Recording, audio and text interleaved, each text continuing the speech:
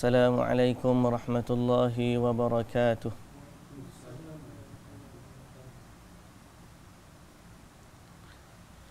Bismillahirrahmanirrahim. Alhamdulillahi rabbil alamin. Wassalatu wassalamu ala ashrafil anbiya'i wal mursalin, nabiyyina Muhammadin wa ala alihi wa sahbihi ajma'in. Rabbi shrah li sadri wa yassir li amri wahlul 'uqdatan min lisani yafqahu qawli, amma ba'du. Ada kat page. InsyaAllah pada pagi ini kita sama-sama baca dari surah Yusuf, bermula ayat yang ke-50, InsyaAllah. A'udzu billahi minasy syaithanir rajim.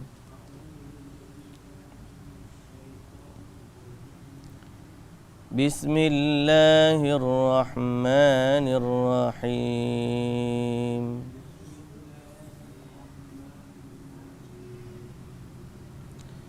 Wa qala al-maliku a'tuni bih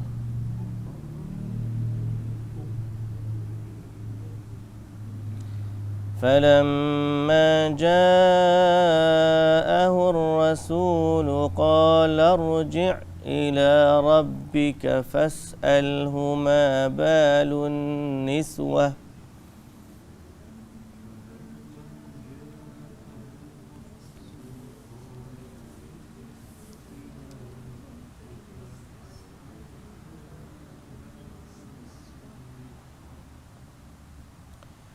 فاسأله ما بال النسوة اللاتي قطعن أيديهن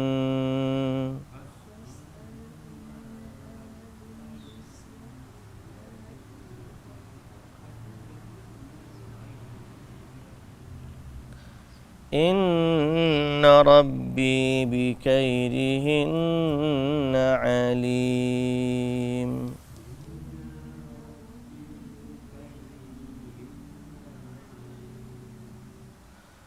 قال ما خطبكن إذ راوتن يوسف عن نفسه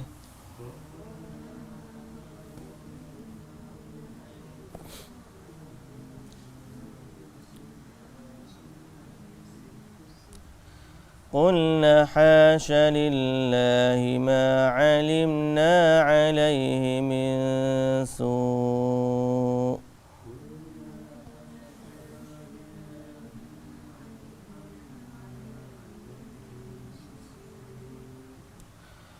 قالت امرأة العزيز الآن حصحص الحق أنا راودته عن نفسه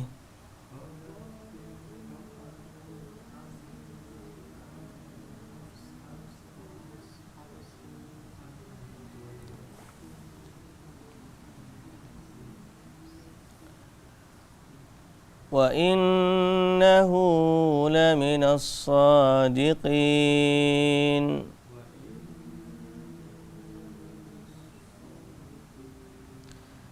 ذلك ليعلم أني لم أخنه بالغيب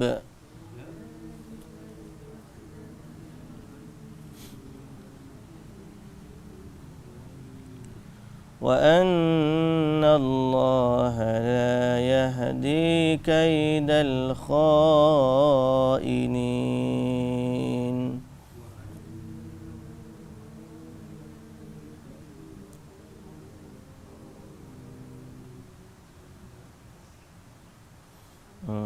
Baik. Tak nampak gambar?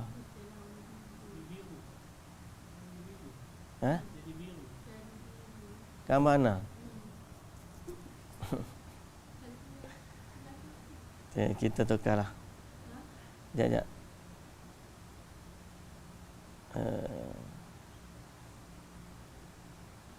Kita buat dia punya tu.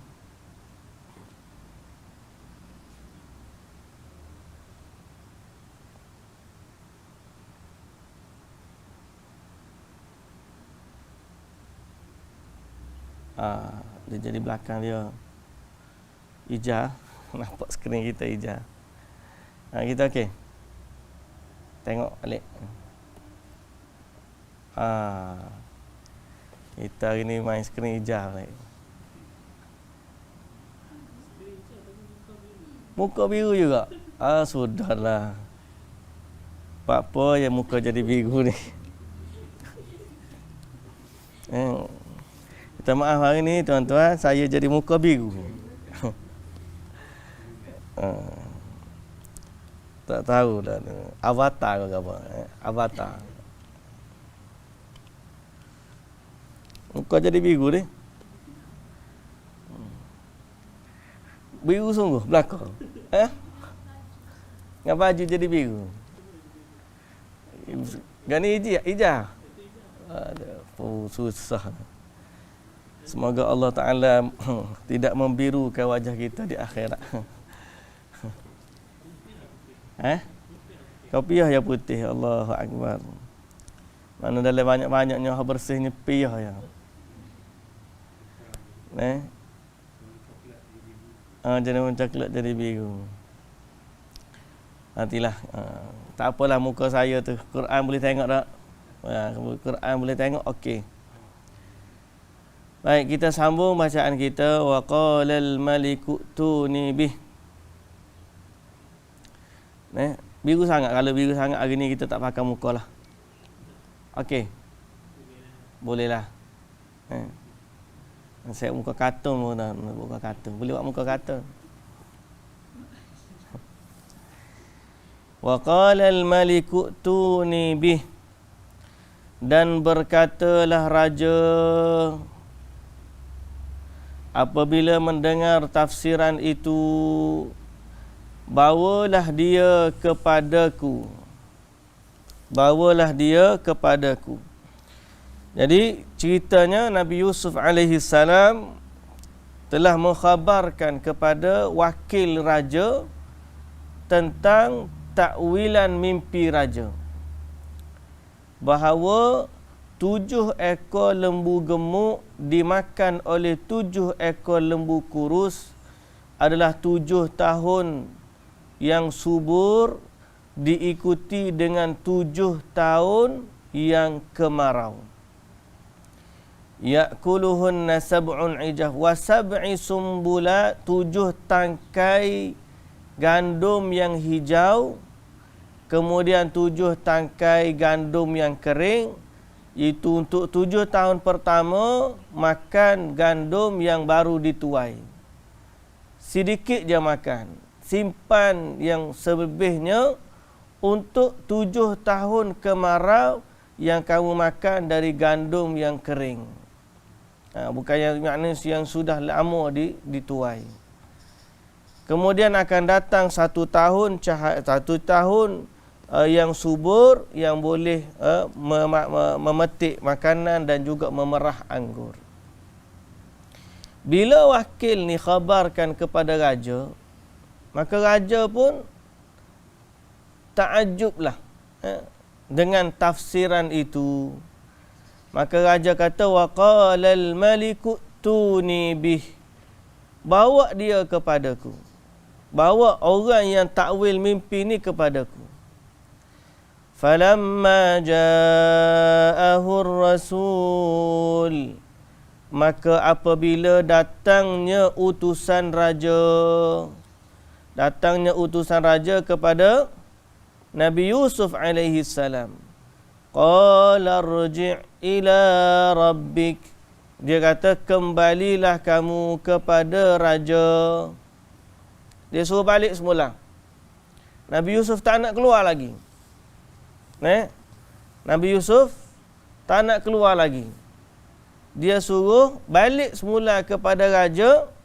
Fas'alhu ma balun niswatil lati qatta'na aydiyahun. Maka tanyakanlah kepada mereka, kepada raja, apa halnya perempuan-perempuan yang melukakan tangan mereka? Perempuan yang melukakan tangan mereka bila? hak waktu dia jemput makan malam. Waktu dia jemput makan, bagi buah apple, bagi pisau. Apa tu, utruj. Dia bagi buah seakan-akan limau gitu yang kena buka dengan pisau, kemudian luka tangan mereka. Jadi Nabi Yusuf kata kepada raja, balik jumpa raja, tanya dia tentang wanita-wanita. Kenapa? Wanita-wanita itu adalah saksinya Nabi Yusuf. Kenapa? Sebab wanita itu saksinya Nabi Yusuf. Sebab dia dibicara ISA. Tidaklah nama dia ISA zaman tu. Tapi dia tidak dibicarakan pada peringkat awalnya. Nabi Yusuf alaihi salam tidak dibicarakan. Jadi dia pun fas'alhuma balun niswah. Tanya wanita-wanita tu. Tanya wanita-wanita tersebut. Sesungguhnya inna rabbi bikaidihinna alim. Sesungguhnya Tuhanku sangat maha mengetahui tipu daya mereka. Jadi Nabi Yusuf ni dia tak nak keluar dalam keadaan dia salah.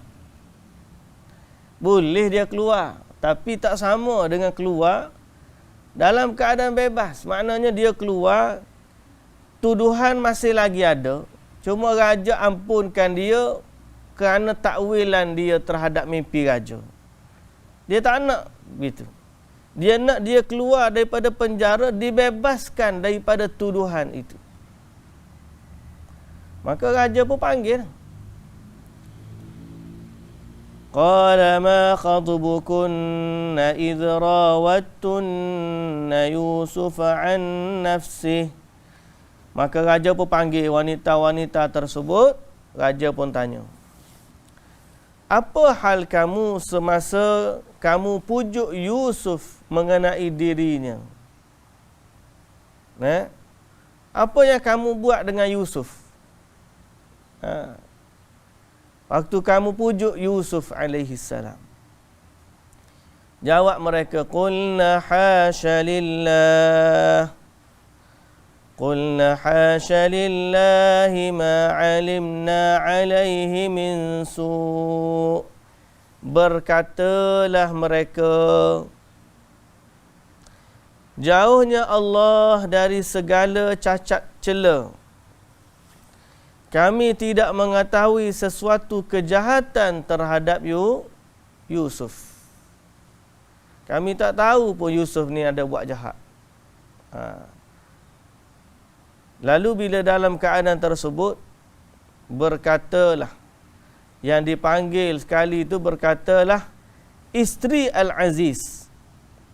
Isteri pembesar itu dia kata, sekarang nyatalah kebenaran yang selama ini tersembunyi. Yang selama ini tersembunyi. Kalaupun sebelum ni dia orang tak tahu. Kalau dibicara sekalipun, tidak dibicarakan secara adil. Lalu dia kata apa? Sekarang nyatalah kebenaran yang selama ini tersembunyi. Akulah yang memujuk Yusuf, berkehendakkan dirinya, tetapi dia telah menolak. Innahu laminas sadiqin. Dia termasuk dari orang yang benar. Nabi Yusuf ni sebenarnya dia kebenaran di pihak dia. Memang akulah yang ajak dia, berkehendakkan dirinya, tapi dia menolak.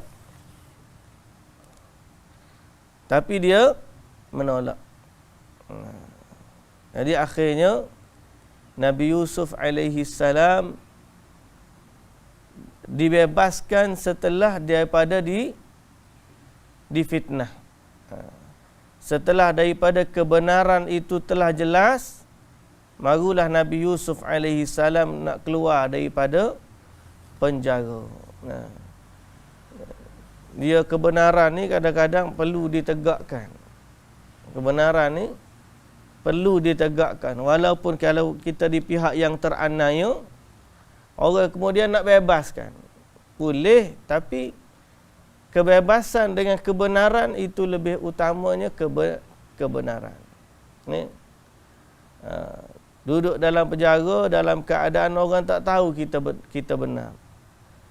Beza dengan ataupun duduk dalam penjara dalam keadaan kita benar, beza dengan dibebaskan dalam keadaan disangka kita bersalah. Orang akan anggap, oh ni dia ni nasib tu raja, kesian kat dia, ataupun sebab dia tak boleh mimpi raja.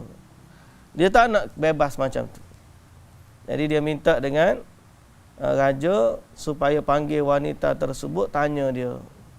Bila wanita-wanita tu datang, barulah wanita tu kata, kami tak tahu sebenarnya Yusuf ni ada buat jahat. Dan katanya isteri Al-Aziz, sebenarnya akulah yang pujuk dia zaman dulu. Setelah 7 tahun dalam penjara, baru keluar cerita. Tu pun sebab mimpi raja. Kalau tidak, duduk dalam penjara tak ingat-ingat. Okey. Kenapa akhirnya dia dia ngaku? Payah juga nak ngaku ni. Kenapa lepas 7 tahun dia ngaku? Kata Allah Subhanahu Wa Taala dalam ayat yang sama, dalam surah yang sama, zalika liya'lam. Pengakuan yang demikian supaya dia mengetahui, lam akhunhu bil ghaib, bahawa aku tidak mengkhianatinya semasa dia tidak hadir, dan bahawa Allah tidak menjayakan tipu daya orang-orang yang khianat. Okey. Ayat ni siapa yang kata? Zalika liya'lama anni lam akhunhu bil ghaib. Ayat ni siapa yang kata? Ada orang kata ayat ni ayat Nabi Yusuf. Yusuf berkata. Ada orang kata ayat ni ayat isteri Al-Aziz. Okey. Dalam tafsir dua-dua ada. Yang kata ayat ni ayat Nabi Yusuf, maknanya supaya Allah mengetahui bahawa aku tidak mengkhianati Tuhanku dalam keadaan ghaib. Okey. Supaya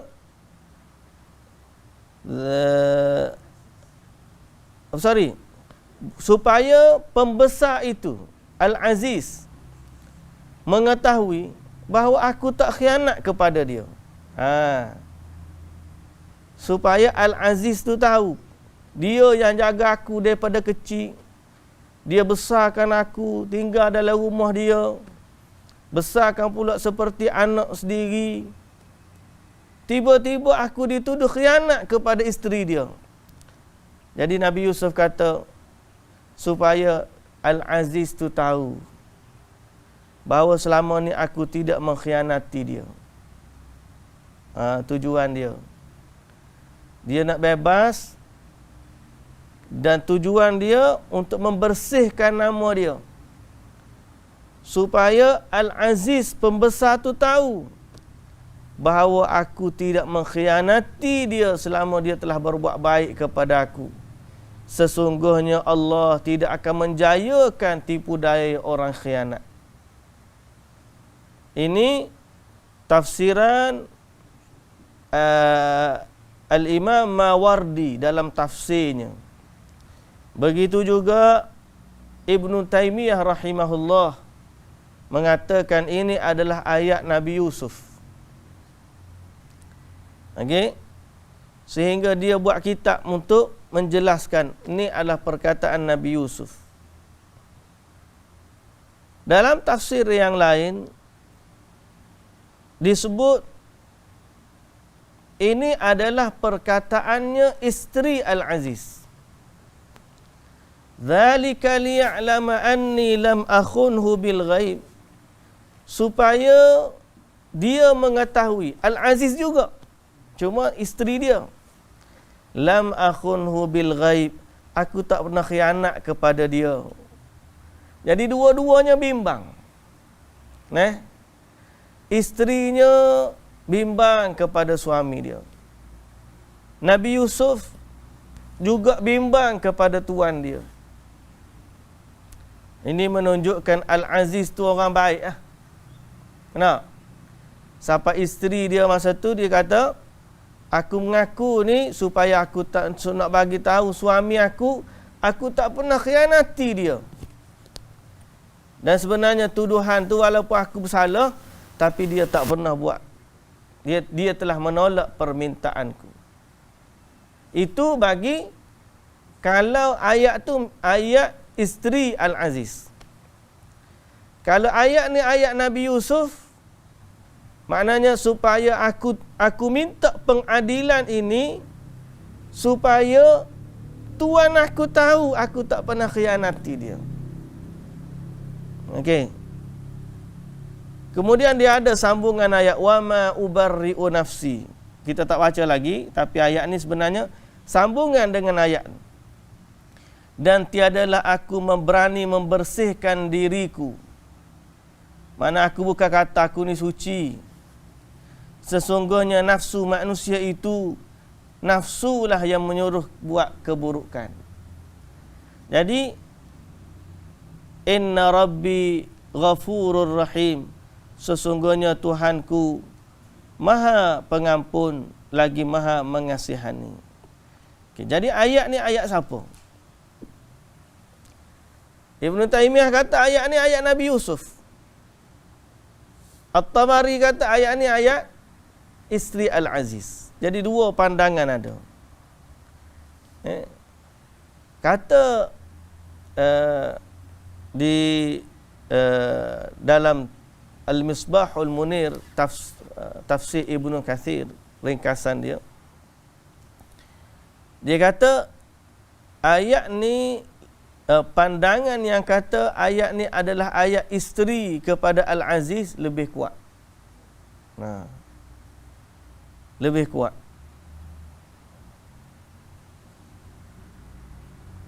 Kerana ayat ni sambungan kepada ayat sebelumnya. Bahawa ana rawattuhu an nafsi, aku yang goda dia. Kalau tengok ayat sebelumnya, di situ adalah ayat isteri Al-Aziz. Aku dulu yang goda dia. Dan dia tak nak, dia termasuk dari orang yang benar. Yang demikian itu supaya dia tahu aku tidak khianati dia. Maknanya ayat ni sambungan kepada ayat yang sebelumnya daripada isteri Al-Aziz. Dia akhirnya mengaku supaya dia tahu, supaya suaminya tahu dia tak pernah khianati suaminya. Dia mengaku Nabi Yusuf tak pernah buat. Okey. Jadi Nabi Yusuf bebas dengan pengakuan, tapi tujuan dia mengaku supaya suami dia tahu bahawa selama ni dia tidak khianat kepada suaminya. Okey, itu pandangan At-Tabari dalam tafsirnya. Dan yang kedua sebab dia kata waktu bicara ni Nabi Yusuf tak keluar lagi.